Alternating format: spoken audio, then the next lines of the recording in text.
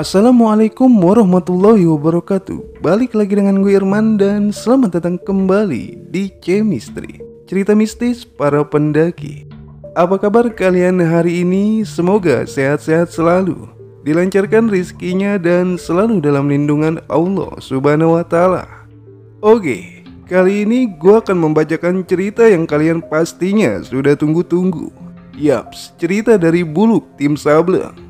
Menembus batas, pendakian membayar janji seorang sahabat. Masih ingat dengan cerita Asra, di mana narasumber yang bernama Rena pernah bertemu secara goib dengan almarhum Arma di perut Gunung Gede, Bogor, Jawa Barat.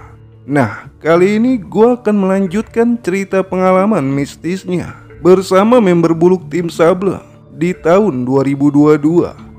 Di cerita kali ini gue akan menggabungkan pengalaman horor dari mereka, mulai dari waktu sebelum pemberangkatan sampai kejadian yang mereka alami selama pendakian. Semuanya akan diulas secara detail. Tapi seperti biasa, sebelum kita masuk ke ceritanya, jangan lupa like, comment, and share video ini. Subrek, nyalain juga lonceng notifikasinya supaya kalian gak ketinggalan cerita-cerita selanjutnya.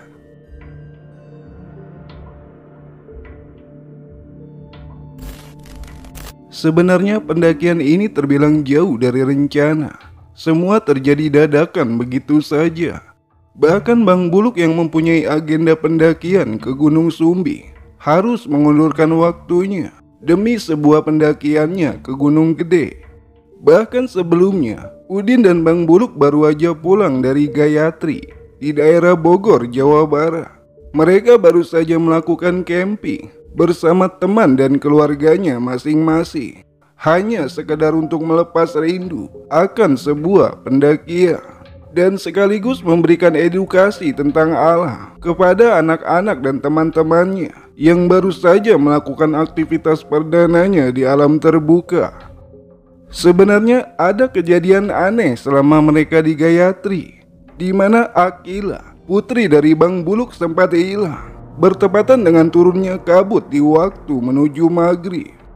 Mereka yang sibuk memasang flesi tenda dikarenakan waktu kurang bersahabat dan turunnya rintikan hujan dengan intensitas rendah dibuat panik dengan kejadian hilangnya Akila. Dan hampir kurang lebihnya setengah jam, Akila pun datang menghampiri mereka kembali dengan raut wajah riang. Ibunya pun sampai menangis menyambut kedatangannya dengan diikuti rasa lega setelah kedatangannya kembali.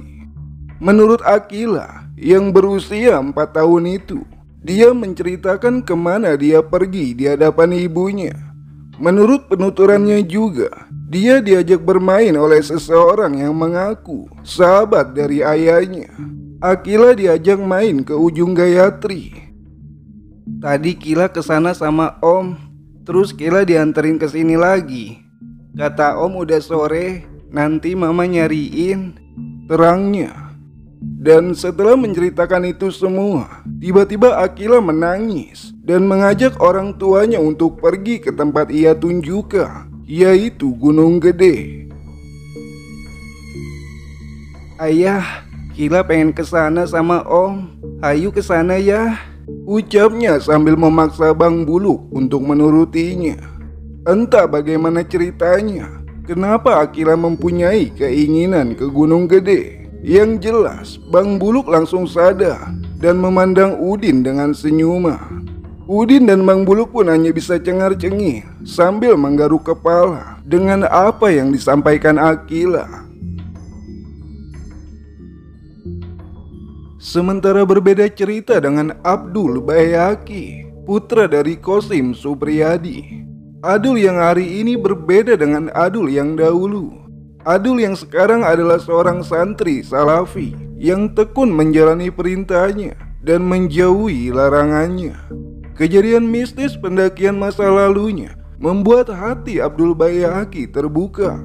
Dia ingin menebalkan keimanan serta ilmu agama di hidupnya. Meskipun kehidupannya yang berbeda, tetapi otak dan tingkah lakunya tetap sama. Ya, sama-sama koplak.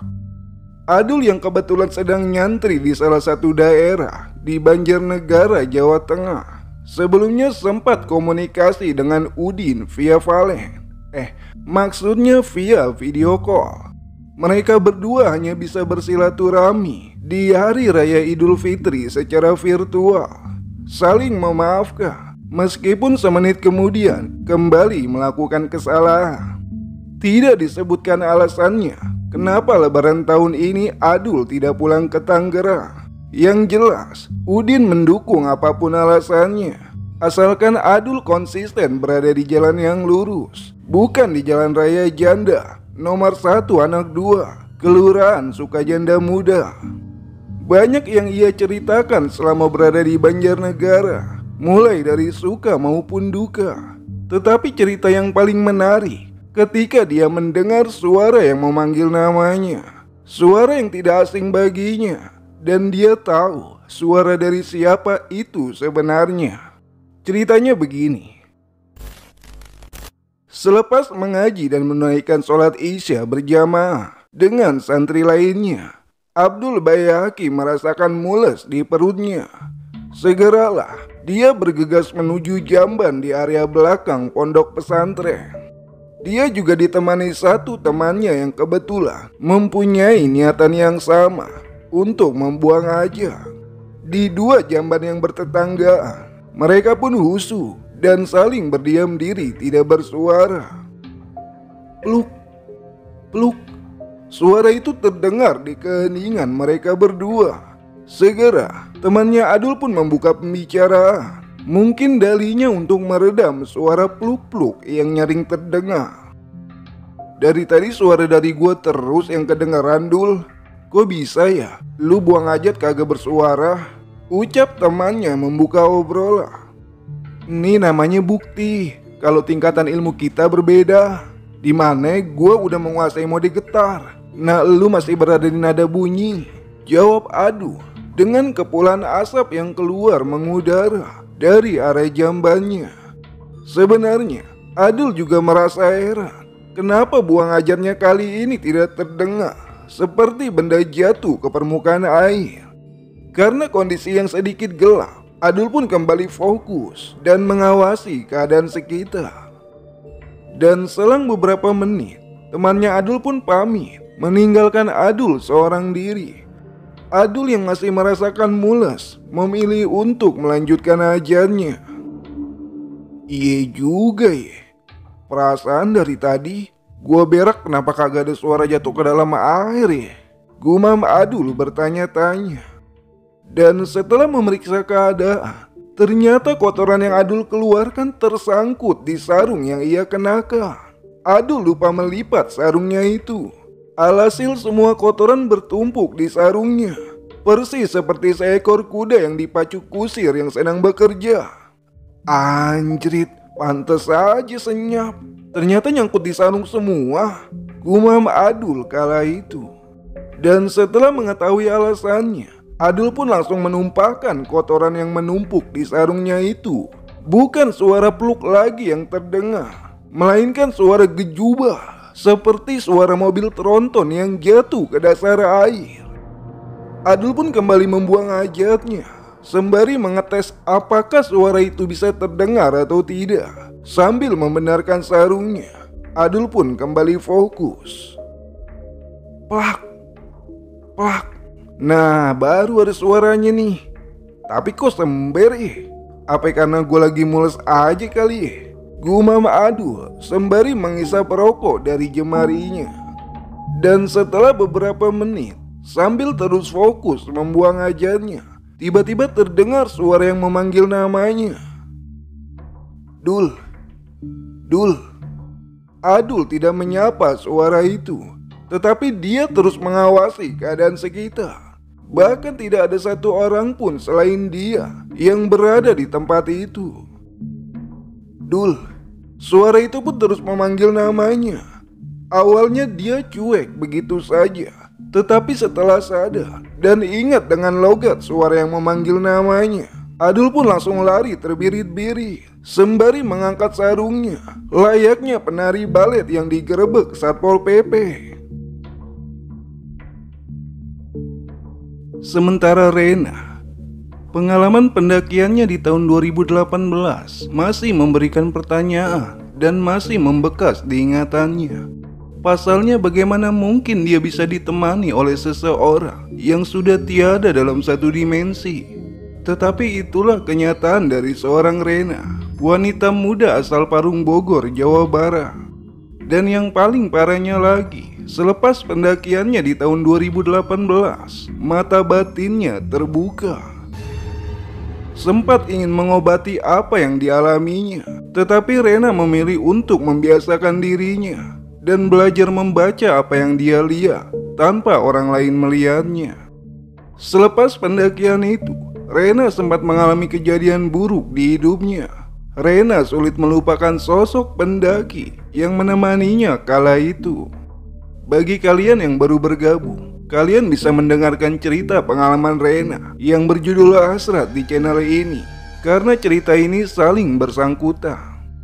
Sering juga dia melihat berbagai macam sosok yang menampakkan diri di hadapannya. Meski awalnya takut, tapi untuk saat ini Rena mulai terbiasa. Bahkan dia sering berinteraksi dengan apa yang dilihatnya. Rena juga menuturkan sempat melakukan ritual yang melewati batas untuk menghadirkan sosok Arman alias Akbar. Alhasil, apa yang dilakukannya itu langsung mendapatkan kecaman dari semua member BTS, Buluk, Tim Sableng. Buktinya sampai saat ini, Rena tidak pernah berhasil menghadirkan Arman, baik secara visual maupun sekadar hanya mendengar suaranya, meskipun mata batinnya kini terbuka. Karena alasan Rena yang seperti itu, akhirnya Bang Buluk mengajak dia kembali ke Gunung Gede dalam misi membayar nazar almarhum Arman. Karena masing-masing dari mereka membawa alasan, mereka pun melakukan pendakian bersama-sama. Dan cerita pendakiannya segera kita mulai. Jangan, kalau bisa lu jangan bawa keril itu lu, pinta Udin di tengah perdebatan dengan Bang Buluk.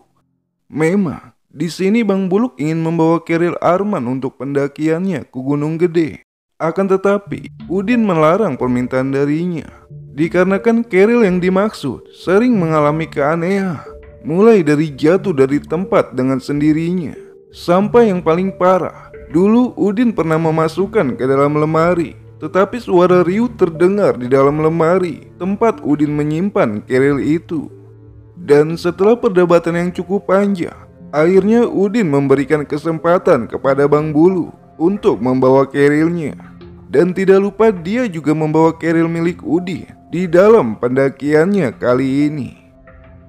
Muncak bareng bini aja, bawa keril banyak banget, ucap Udin kala itu. Memang di sini Bang Buluk tidak memberitahu dengan siapa saja dia akan melakukan pendakian.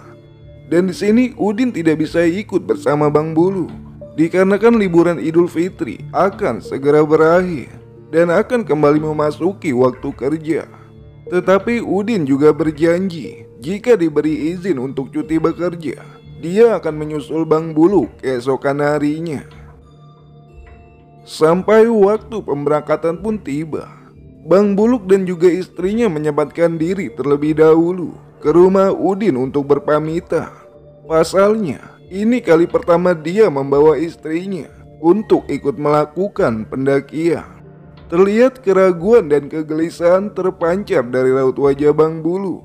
Udin yang merasakan itu mencoba memberikan semangat dan tidak lupa memintanya untuk mengutamakan keselamatan. Jangan lupa baca doa terlebih dahulu, Luk, sebelum melakukan semuanya, ucap Udin di tengah perpisahan di antara mereka bertiga. Kurang lebihnya 4 jam perjalanan dari Tangerang dengan menggunakan sepeda motor. Akhirnya Bang Buluk dan juga istrinya sampai di Cipanas. Akan tetapi, Bang Buluk tidak langsung bergegas ke pos pendakian. Dia memilih menunggu seseorang di pinggiran jalan. Dan setelah menunggu beberapa menit, akhirnya seorang wanita pun menghampirinya. Ya, seseorang itu adalah Rena, wanita asal Parung Bogor yang pernah bertemu dengan tim BTS beberapa tahun yang lalu. Ternyata Bang Buluk tidak memberitahu Udin sebelumnya. Entah apa alasannya, Yang jelas hanya Bang Buluk yang mengetahuinya. Rena pun meminta kepada Bang Buluk untuk segera menuju ke area pos pendakian. Tetapi Bang Buluk meminta Rena untuk sedikit menunggu kembali, dikarenakan dia masih menunggu satu temannya lagi. Dan sekian lama menunggu, akhirnya Bang Buluk meminta kepada Rena untuk bergeser ke warung kopi langganan BTS yang tidak jauh dari tempat itu. Sementara rasa kantuk pun mulai Bang Buluk rasakan, yang hampir 2 jam lamanya.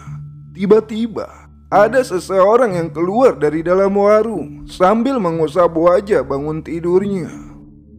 Haji gile, Bang Buluk lama bener sih nih, belum datang-datang juga. Janjinya jam berapa? Nih sekarang juga belum nongol juga, gumam orang itu sembari masuk kembali ke dalam warung. Bang Buluk yang melihatnya pun dengan kesal memanggilnya. Hei Abdul Buduk, kalau emang dari awal lu nongkrong di mari, kenapa kagak ngabarin gue dulu sih? Bikin orang nunggu aja, sambung Bang Buluk dengan nada keras. Lah, lu Bang Buluk, udah lama bang. Maaf gue ketiduran. Lagian gue nunggu lu dari pagi juga di mari. Biasa dah, namanya juga perjalanan jauh, jawab Adul sembari memperhatikan seseorang yang berada di pinggir Bang Buluk. Memang di sini Abdul Bayaki melakukan perjalanan bukan dari Tangerang, melainkan dari Banjarnegara, tempat di mana dia mondok pesantren. Kayak kenal nih cewek, muke-mukenya kayak yang sering nuduh gue kalau gue banyak cewek. Rena yang mendengar ucapan Adul pun langsung memalingkan wajahnya dari hadapan Abdul Bayaki. Dan setelah mengingat-ingat masa lalu di antara mereka, kali ini Adul meminta untuk menambah secangkir kopi kembali dan memutuskan bergegas ke pos pendakian sehabis sholat zuhur saja. Setelah beberapa menit berbincang dan memberikan alasan kepada Adul kenapa Udin tidak bisa ikut, tiba-tiba ada beberapa pendaki lainnya yang juga memilih beristirahat di warung yang sama itu. Setelah diperhatikan, sepertinya rombongan pendaki itu adalah turis asing yang berasal dari negara Asia Tenggara juga. Terdengar dari bahasa yang ia sampaikan, sepertinya beberapa pendaki ini berasal dari negara Thailand. Sawadika, ucap salah satu dari turis itu ke rombongan Bang Buluk. Dan otomatis Bang Buluk dan kawan-kawan pun tidak mengerti dengan apa yang disampaikan. Tetapi Abdul Bayaki mengaku bisa sedikit berbahasa Thailand. Siwa Uceng, jawab Adul dengan pedenya. Bang Buluk yang merasa aneh pun langsung menanyakan jawaban yang dilontarkan oleh Adul. Siwa Uceng apa artinya, Dul?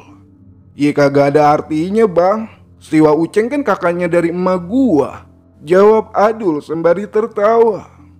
Jadi maksud dari Swadikap itu dalam bahasa Thailand adalah hai atau sebuah sapaan. Setelah mendengar jawaban dari Adul, seketika itu juga Bang Buluk langsung menggaruk kepalanya. Kagak ada berubahnya lu Dul. Dan setelah sedikit berbincang dengan salah satu dari mereka yang mengerti bahasa Indonesia, sebut saja namanya Tina, ternyata mereka berasal dari BSD Serpong, Tangerang Selatan. Mereka sendiri terdiri dari 2 wanita dan juga 3 pria yang akan melakukan pendakian. Mereka pun menyempatkan diri untuk mengajak rombongan Bang Buluk mendaki bersama. Kun macak tinaika? Tanya wanita turis itu kepada Adul, yang artinya kamu berasal dari mana? Kun fayakun, kuntilanak, jawab Adul diiringi tawa salah satu dari mereka yang mengerti bahasa Indonesia. Berarti kamu berasal dari kuntilanak, sambung wanita Thailand itu yang bernama Tina. Gue yakin banget nih, kalau ada Udin pasti makin gak bener nih hari, sambung Bang Buluk dengan tawanya. Singkatnya, rombongan Tina memaksa ikut bergabung dengan rombongan Bang Buluk, dikarenakan Tina baru melakukan pendakian ke Gunung Gede untuk kali keduanya. Dan dia juga berpendapat jika dia tidak begitu hafal akan medan dan trek pendakian. Sebenarnya Bang Buluk sempat ingin menghubungi porter pendakian yang berada di Gunung Gede ini. Dalinya, Bang Buluk tidak mau ada kejadian yang tidak diinginkan. Apalagi ini berhubungan dengan tanggung jawab akan turis asing di rombongannya. Setelah berpikir dan berdiskusi dengan Adul, akhirnya Bang Buluk mengiyakan permintaan Tina untuk bergabung bersama rombongannya. Singkatnya, setelah melewati simaksi yang sedikit ruwet, akhirnya mereka pun mulai mempersiapkan bawaan masing-masing. Sepertinya Tina dan kawan-kawannya bukan pendaki pemula, karena terlihat dari perlengkapan dan persiapan yang mereka bawa. Dan selepas menunaikan ibadah sholat asar, mereka pun bergerak dengan Bang Buluk berada di barisan paling depan dan ditutup oleh Abdul Bayaki yang berada di pantat barisan. Namun, baru aja melangkahkan kaki beberapa langkah, tiba-tiba terdengar suara panggilan telepon dari ponsel milik Bang Buluk. Dengan wajah seperti memikirkan sesuatu, Bang Buluk pun mengangkat suara panggilan itu. Dan beberapa menit berbicara dengan orang yang entah siapa. Seketika itu, Bang Buluk membatalkan pendakian dan meminta yang lain untuk menunggu seseorang kembali. Menurut Bang Buluk, masih ada satu orang yang tertinggal. Nunggu siapa lagi sih Bang? Keburu ketinggalan jemaah nih, ucap Adul menanyakan. Nanti juga lu tahu orangnya siapa, Dul. Perasaan gue jadi kagak enak nih, sambung Adul. Dan setelah menunggu beberapa menit, kurang lebihnya setengah jam, tibalah orang yang dimaksud oleh leader BTS itu. Adul pun menatap dengan penuh haru, karena Adul dan orang itu sudah lama tidak bertemu. Hampir 3 tahun lamanya, mereka berdua tidak bertatap muka dan dipertemukan kembali karena pendakian ini. Anjayani, Bang Udin, apa kabar kawan lontong basi? Tanya Adul sumringah dengan mata yang berkaca-kaca. Siapa ya? Kayak kenal deh, jawab Udi. Ya, setiap pertemuan pasti ada candaan di dalamnya. Setiap pertemuan juga akan ada kerinduan persahabatan yang membentang di dalamnya. Dan setelah temu kangen di antara mereka berdua, ternyata Udin tidak sendirian, melainkan dia membawa teman satu kerjaannya. Panggil saja namanya Nyamuk. Sedikit aneh memang, tapi memang itulah nama panggilannya. Kenapa harus Nyamuk sih? Kan masih banyak serangga yang lebih bagus, ujar Abdul Bayaki. Soalnya kalau cupang sekarang udah langka, Dul. Sekarang kan ikan cupang udah pada pindah ke leher semua. Dan beberapa lama kemudian, Udin pun menanyakan keril milik Arma, dan dia meminta untuk membawanya di pendakian kali ini. Ya, pendakian pun dimulai dengan Bang Buluk dan istrinya di depan, disambung followers antar negara di bagian tengah, dan ditutup oleh Abdul Bayaki beserta Udin pastinya di barisan paling belakang. Waktu memastikan jati dirinya dengan senja yang menakjubkan, memastikan diri mereka untuk menyambut kegelapan. Ya, sudah lama mereka tidak melakukan ini semua. Jadi rindu. Pertanyaan pun menumpuk di kepala. Apakah pendakian masa lalu sama halnya dengan pendakian saat ini? Entahlah. Yang jelas, ibu kos sangat merindukan Abdul Bayaki.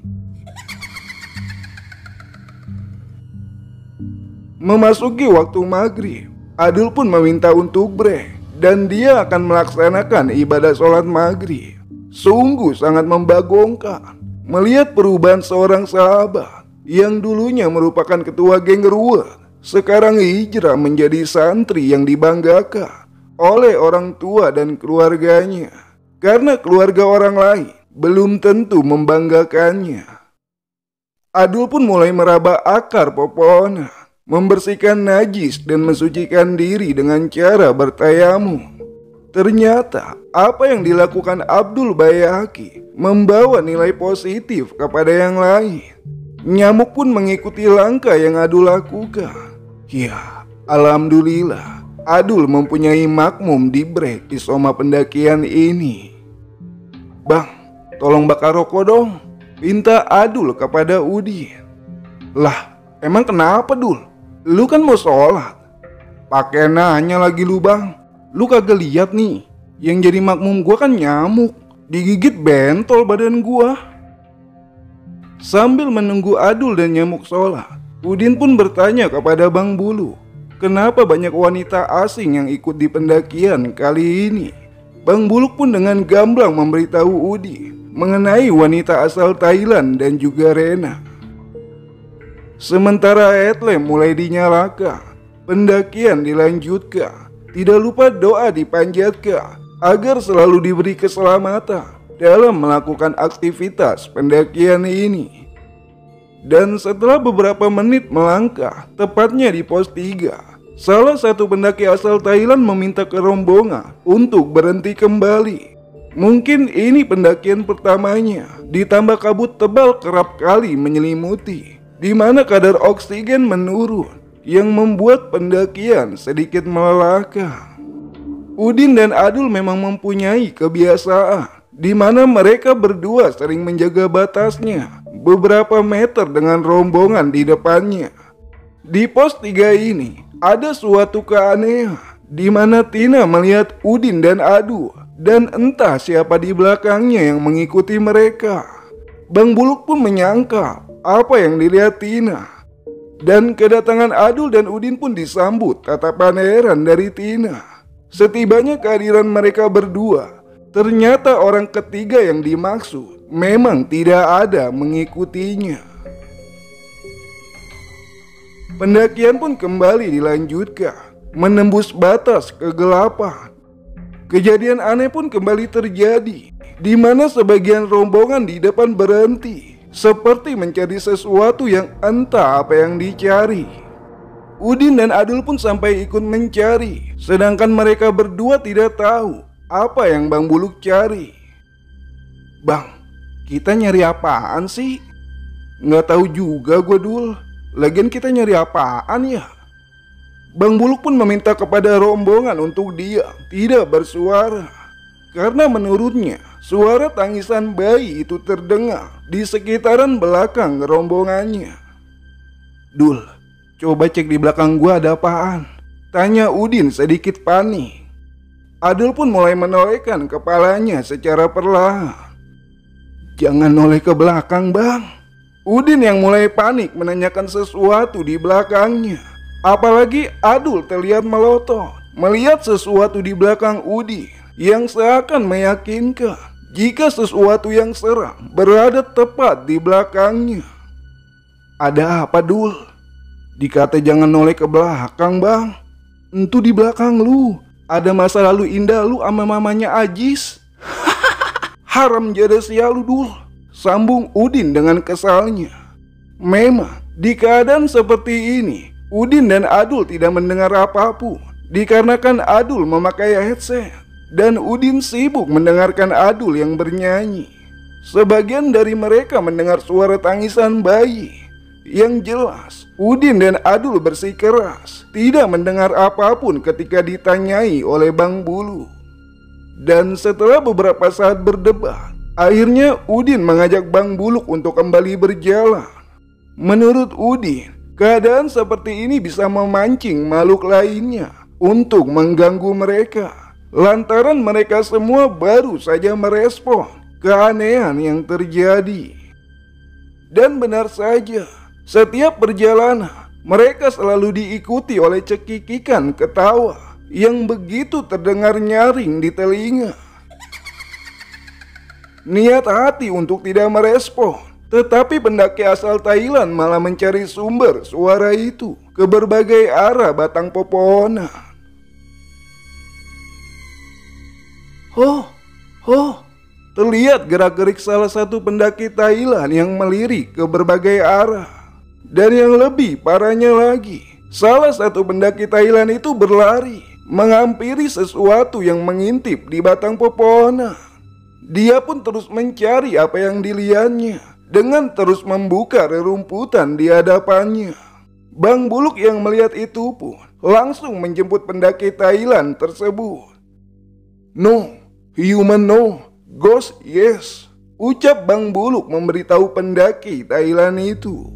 Dan dengan demikian Bang Buluk mengucapkan kata ghost yang berarti itu setan, di mana Adul mulai terlihat panik karena ucapan Bang Buluk yang menyebutkan sumber masalahnya.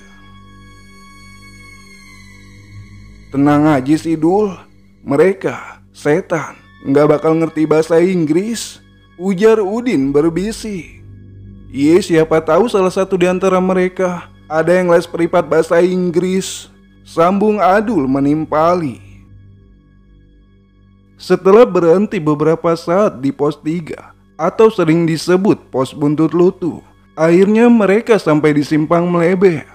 Di sini mereka kembali break setelah melewati trek yang begitu berat. Ditambah di antara dari mereka baru melakukan pendakian perdananya. Setelah melewati buntut lutu, masih terlihat beberapa pendaki yang masih lalu lalang di hadapan mereka itu. Meski terlihat jarang, tetapi itu menandakan masih ada pendaki yang melakukan pendakian pada malam hari. Namun semuanya berbeda ketika mereka sampai di pos simpang melebeh, di mana keadaan di pos itu benar-benar sepi. Di pos ini mereka mulai membuka carrier dan mengeluarkan peralatan memasak sambil berbincang satu dengan yang lainnya, di mana Rena sedang serius membicarakan sesuatu bersama istrinya Bang Bulu. Dan tak lupa juga bahasa Thailand menemani malam mereka. Sedangkan Bang Bulu, Adul, Nyamuk, dan Udin sibuk berbincang nostalgia sembari membuat kopi hangat. Dan karena orang Thailand itu jika berbicara nyaring dan lantang, akhirnya membuat Abdul terpancing nimbrung bersama pendaki Thailand itu. "Ceng si mateng tuan coka, lantesin suan coka, solung, lung, ujar pendaki Thailand itu. Dan seketika Abdul Bayaki yang mendengar langsung menjawab apa yang dibicarakan pendaki Thailand itu. "Wik, wik, wik, wik, wik, wik, wik, wik, wik, wik, wik, wik, wik," sambung Adul dengan nada nyanyinya. Tina dan yang lainnya yang mendengar itu sontak langsung tertawa. Memang nyanyian asal Thailand itu sempat viral beberapa tahun yang lalu, tetapi tidak untuk dipakai berbincang juga, Dali Tina menuturkan. Dan tiba-tiba Udin pun memperkeruh suasana dengan bahasa Thailand yang diucapkannya. "Liang tai, kosin keling, siga kecap, lung lung." Adul yang mendengar itu pun langsung berdiri. Kosim keling, kecap bangong, babe gua dibawa-bawa mulu, suwe lu." Namun ternyata gelak tawa mereka malah membuat makhluk di sekitar pos simpang melebeh terasa terganggu. Banyak kejadian aneh yang membuat mereka sedikit panik. Salah satu di antaranya kemunculan wanita dengan gaun putih yang masih terlihat sedikit sama. Akan tetapi yang melihat makhluk itu hanya Abdul Bayaki dan juga istrinya Bang Bulu. Sedangkan yang lainnya tidak melihat apa yang mereka lihat. Udin yang sudah paham dengan gelak ketakutan Adul langsung menatapnya, meminta kode kepada Adul di mana makhluk itu berada. Adul yang mengerti pun langsung berpindah tempat ke hadapan Udin, dan itu menandakan jika sosok wanita tersebut tepat berada di belakang Udin. "Kepalanya dicopotin bang," sedikit membuat bulu kuduk Udin merinding. Dengan penasaran, Udin pun kembali memastikan apa yang dilihat Adul dan juga istrinya Bang Buluk itu. "Terus kalau kepalanya copot, entu ibu kos kagak ada kepalanya dong Dul," sambung Udin penasaran. Adul yang mendengar pertanyaan belon itu langsung berubah kesal lantaran Adul menganggap kondisi ini bukan hal untuk bercanda.